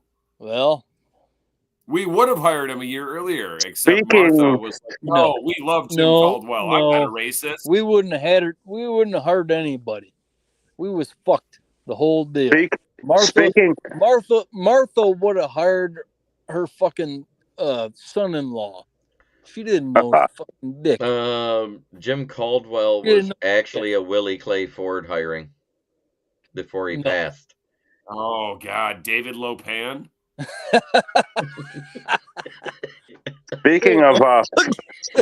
speaking of Fat Matt, did anyone see that clip where he walked through Eagles? What is these Lopan No knows? fucking David Lopan. Tell me he's not David Lopan. Little China. Oh yeah, there was a weird will- like Sasquatch I will creature marry in the both fucking women. basement. And It then was like, sacrifice Gracie Law. yeah, there was a green eyes. Green eyes. Oh, yeah. Speaking of Fatty Matty, Hold on, Big Dan. That is one of the best movies. One of the best cult classic You movies. know how many women under the age of mine I've tried to show that to, and they just don't get it. Well, It's because it's a guy's movie. listen, It is. no, it's not a guy's movie. It's a cult classic. That is the best B movie of all time, arguably. That is Arguable. probably Russell. What the fuck? I've had too many. Kurt beers. Russell. Kurt Kurt Russell. Russell's fucking best. That mullet. One of his best. God. Okay. That's one of my favorite movies. Now let's talk All right. about Friends, these are the Wing Kongs. let's talk about the most improved room Double or nothing. Double or on the nothing. defense. The cornerback room. Cam Sutton, Emmanuel Mosley, On paper, we Brian. improved them on Madden ratings. Yeah. No, fuck Madden fucked us. I'll tell you that. I bought it. I was severely disappointed. Madden fucked us. There we go. Cam James Burgess, Sutton, what the Lions. Emmanuel always- Mosley, we're still in the fucking, Stephen Gilmore, Jerry Jacobs, and Khalil Dorsey. I don't want to Yeah. say the other name. Will Harris. We're gonna have to show And up. Brian Wow. Branches is playing the nickel corner spot, so I don't care. Our Eric corners. Dalton, don't you ever put Matt Patricia and the legendary John Candy in the same sentence. No, fuck no. Ever. Yeah. Also, Emmanuel Mosley has been removed from the PUP list, so he is available for the I Chiefs did- game. I don't I think did he's see going to He's play, that. though. not gonna play. He's not 100% It's- sure. Yeah. I know, but What the Lions He's sweet always when he needed, plays. James Burgess comes in and says what the Lions always needed was someone who didn't think that that football management and auto company management were similar, and he's absolutely right. Matt Patricia, aka what Pizza the Hut, you can't do that. What the fucking Lions needed was a owner who decided That to removed the get name the Ford. fuck out of the way. To just get out of the way and let football people manage your fucking team for you.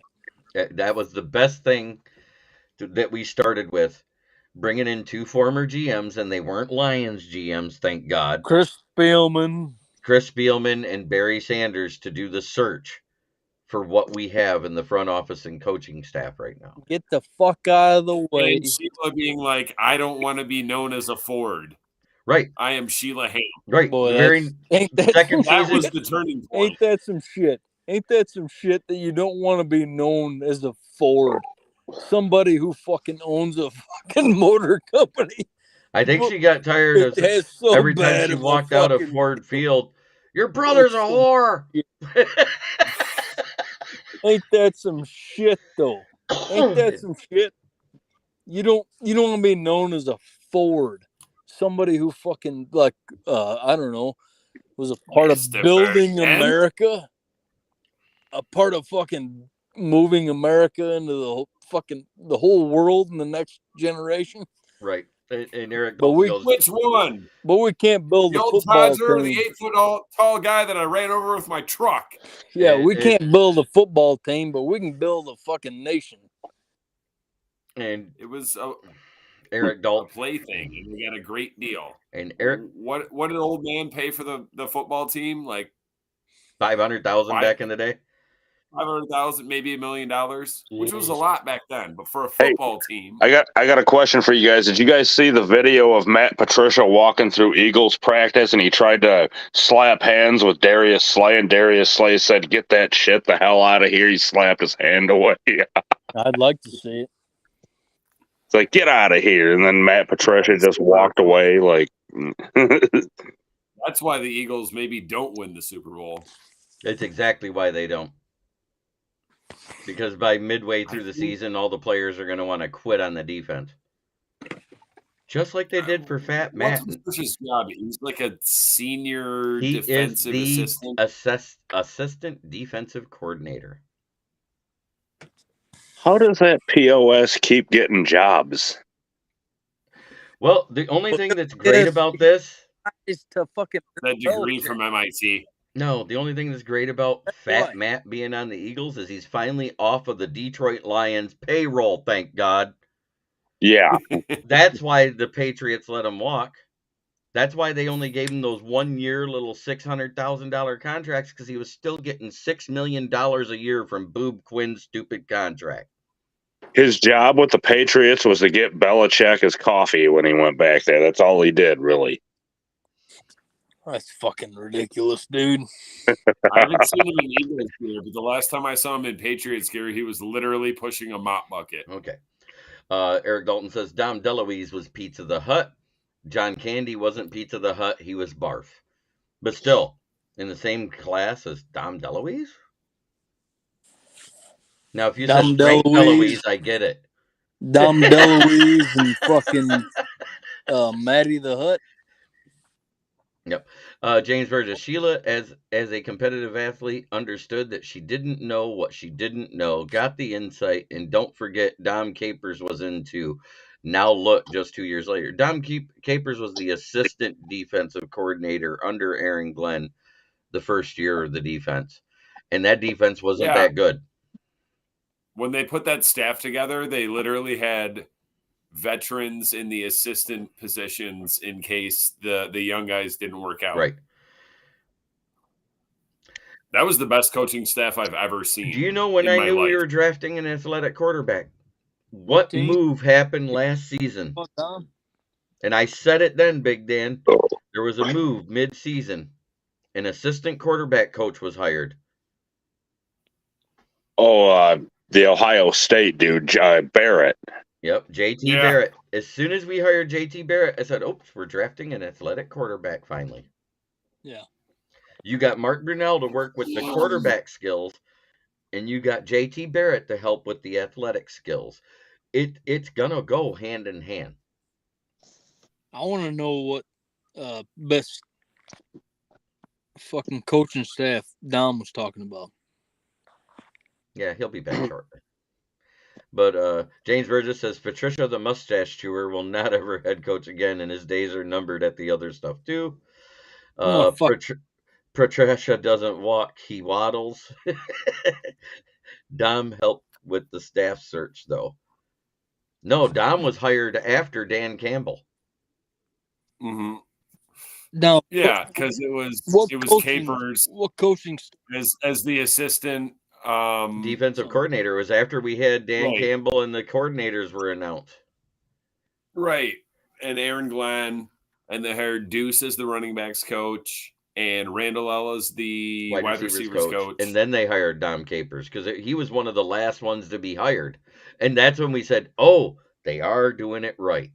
They remember And Brunell. did that show that week. Because it was like a week Is and a Brunell half. still in the coaching staff? Say what? Brunell? Brunell was one of the first hires after the coordinators. Right, I'm saying now. Yeah, I think he's gone. still here. Coach Brew is still here. Coach. He's the quarterback's coach, and JT Barrett is the assistant quarterback's coach. Yeah, Brunell's still there. What's the name of the hella underrated player, Mark Brunell? What's the name of the guy, the fucking Broncos coach we just hired? Broncos coach? Old Broncos head coach. We didn't hire Defensive any. guy we hired as a fucking assistant. I didn't hear anything about that. Yeah, I don't know. I know Vic Fangio went to Dolphins. It's not John Fox. Oh, he's just an assistant in the office. Well, yeah, that's still a fucking deal. He's like a consultant or some shit.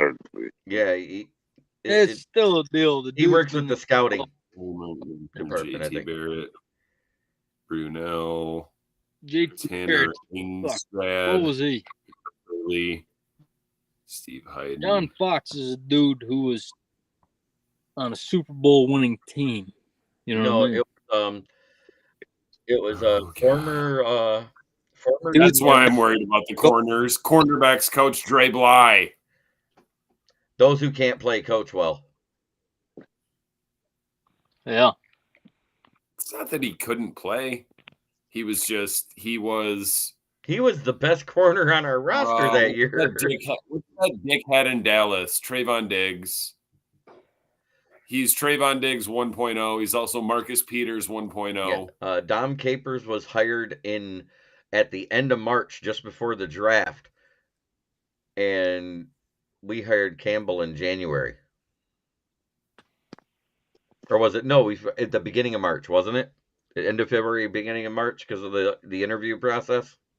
Something like that?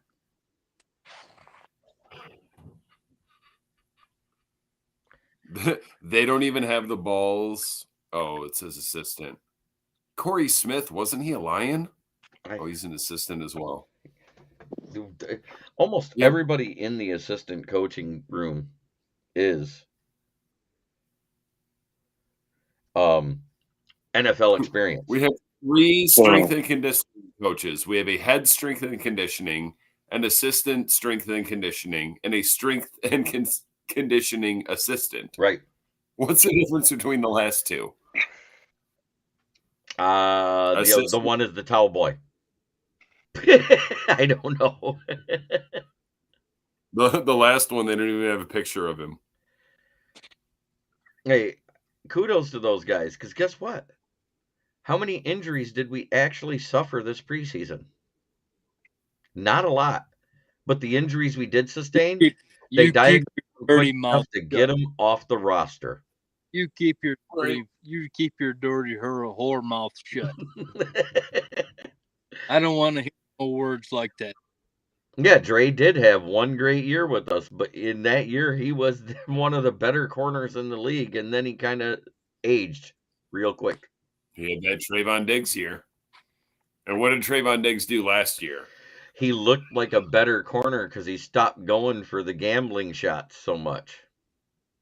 True. Yep, Lions among the lowest in the league in terms of preseason injury. That's a fact. Oh, I think the solar power battery just went out on his modem. He literally has a solar panel at his place, so he probably has to turn on the generator now. Oh, man, we've been on for almost 2 hours and we haven't even talked safeties yet. That's awesome. Right. CJGJ, Kirby Joseph, Tracy Walker, Ifietu Melifamu, who should go to the IR so we can call up Brendan Joseph. Right. Trey has less interest in that. The team was horrible despite anything he did. Just me speculating. It could have been. He was on a god-awful team at the time. Well, that was when... From Morningweg to Mariucci. Coach. Yeah, Mariucci and Martz was the offensive coordinator. And we got Oz Hakeem and tried to make him a number one. Ugh. The Oz Hakeem bobble hands doll. Yeah. The head stayed stationary. The hands just did this. The best catch he had the entire time was versus Arizona when he was skipping through the end zone. You remember that? Because we won that game. Mm-hmm. It was fantastic. It was one of the 5 we won that year. Yep. One of those 3 to 6 win seasons, of which we've seen. God, Joey Harrington, the 0.25 seconds too late QB. You know, you can say that, but it was not Joey's fault. It was not Joey's fault. He should have never been starting his rookie year. He needed to develop a year or two. They had no O-line. They let Morton go in the offseason. Like, hey, let's draft a quarterback and let our best receiver go. Looking at you, Carolina. Yeah, let the wide receiver go first to get that quarterback even. Yeah. Oh, yeah. That's even worse. Carolina waived Matt Corral, and then he turned around and went to the Patriots. Yes. And broke several bones in his hand signing that contract. Rolling on the floor, laughing my ass off. Harrington is the poster boy for Lions PTSD quarterbacks. Yes, he is. What was he, a Falcon or a Dolphin when he came back and just absolutely on Thanksgiving and torched us? Stomped us. I remember that vividly. Hole in his ass. He threw for 6 touchdowns and 0 picks. And I looked at all my buddies in that room. I said, I told you he wasn't that bad of a quarterback. He really wasn't. He just ended up on a bad team at the time, you know? Like, what can you do? Well, when you got a guy that ran a 4.4 and then broke his leg and came back, peg leg, who couldn't run a 5-second 40 then. We had a bunch of guys with speed that couldn't catch. And then we had 2 tall guys that was supposed to be fast that were slow. Yeah. And then we had Charles Rogers that couldn't stay healthy for more than a half a year. And then the overweight Mike Williams. Oh.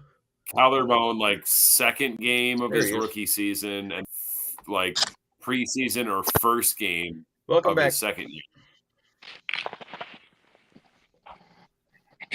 Tablet die? Yeah. Okay. So he had to switch to the phone. Got it. Well, we did go over the safety room. Between us a season ticket, idiot.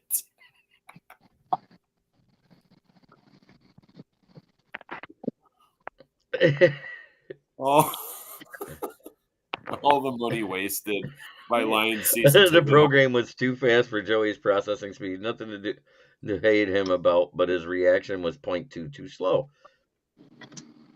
When you're not allowed to develop, you don't get that timing and cadence down. When you have no time, like when a pocket doesn't develop and you're not mobile, you get killed. And then Jeff Backus reaches down and picks you up off the ground. James Virgin says, "Yep, I may be stupid, but I'm loyal." Jeff Backus, did he make an All-Pro or was it? Fuck no! He made one Oh, Pro Bowl, bro, didn't he he? never made a goddamn Pro Bowl. He did. Pro Bowl. I'm sorry. Excuse me, Dom. You fuck. You know what he did? He was a fucking turnstile, and he stole paycheck. And he ruined Riley Rife. Let me look up Jeff Sackett for us. You know, because You never missed a game. You never do miss a game when you don't fucking block anyone. Well, because you're You know what haunts me in my nightmares? Holding 76 offense, 10 yards, still first down. Never a Pro Bowler, never an All-Pro. His best thing was he was on the you remember Professional Football something Alliance All-Rookie team in 2001. Just learned nothing from osmosis from rooming with Hall of Famer Steve Hutchinson, who is for all of talent, who we should have took.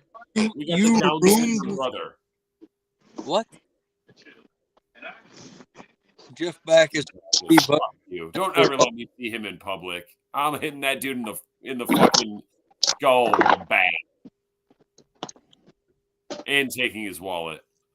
Charles passed me the Coke, Rogers. Hey, you know what? Oh, it was weed, not Coke. Weed and drinking. Never heard in the end. They were in jail at the same time together. Nice. In the end, it was bad.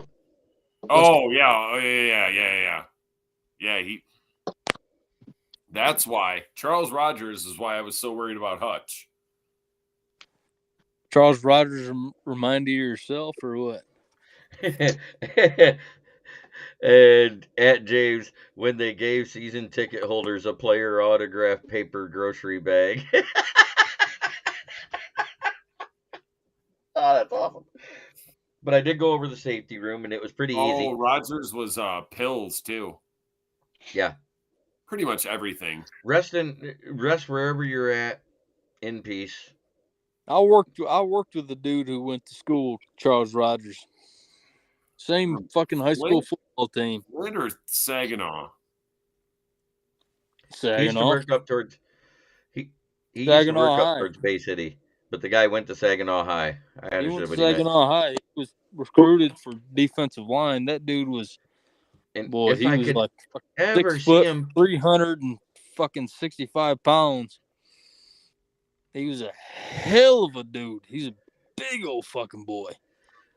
Who was that Lions coach years ago that got drunk and went through a McDonald's drive-through naked? That was our line coach. What was it? What's his name? I forget his name too, but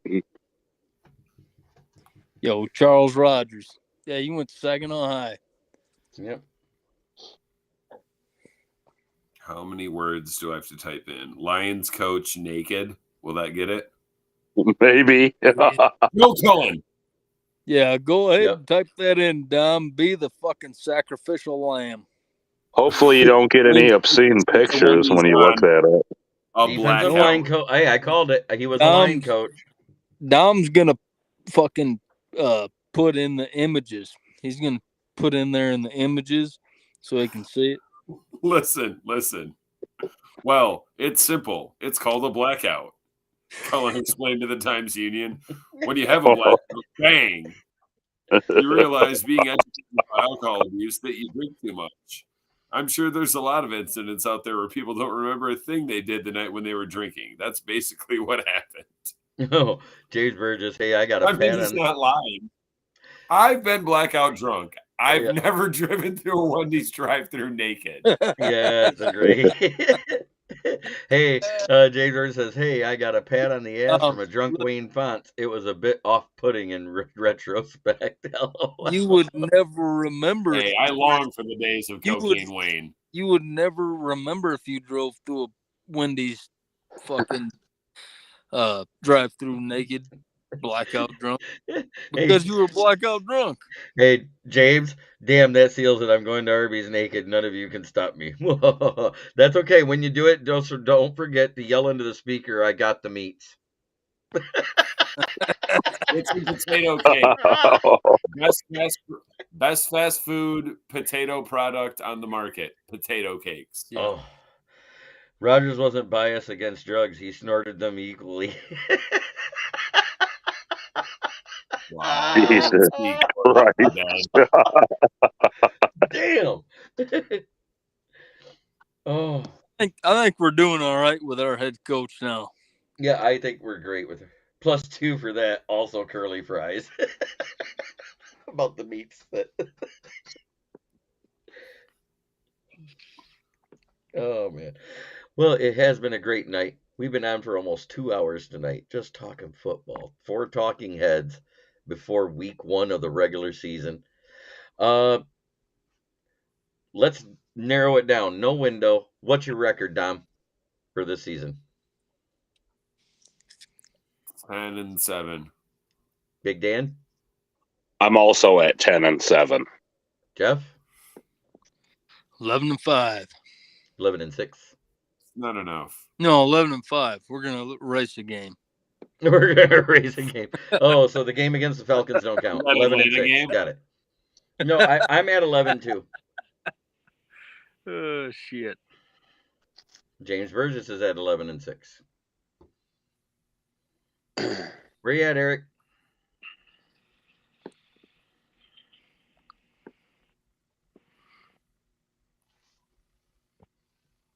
He's usually in there right after I say his name, but 6-0. 5-1 in the division again. I think it's 4-2 in the division.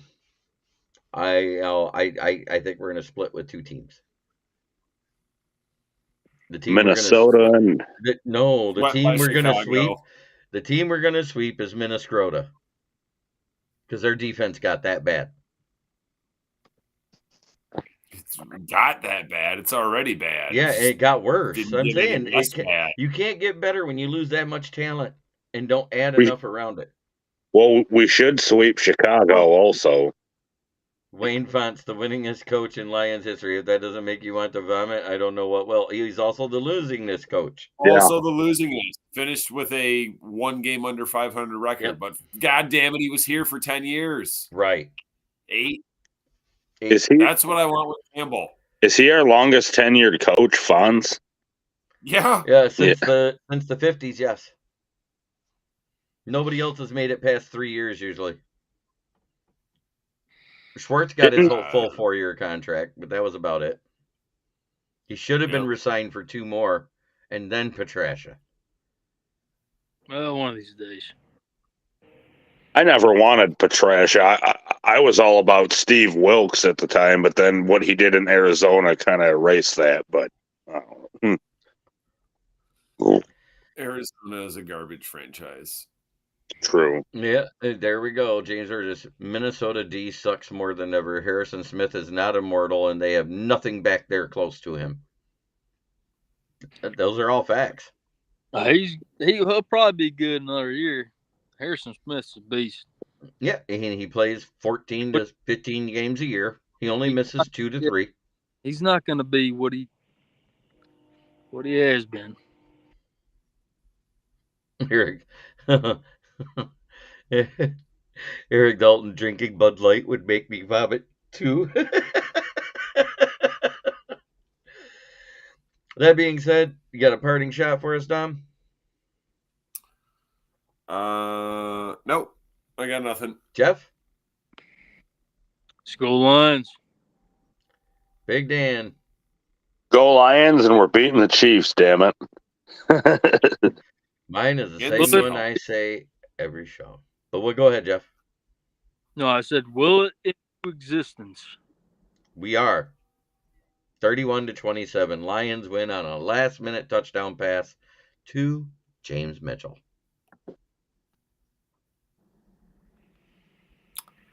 I could see it. That being said, Try every day to be a better person than you were the day before. That's the only way to make the world a better place. This has been Kneecap Biting with the Detroit Lions. I'm Smoking Jeremy B. Thank you to my guest, Detroit Dom, who has his caption as Netflix is a cheaper swaggy. My cousin Jeff, or my nephew Jeff, up there in Montana country, the Mr. Mountain Man, and Big Dan Davis. Yeah. One Pride, and we will talk to you on Sunday, because Manny wants to talk some more football on Sunday. He had fun. Have a great night, everybody.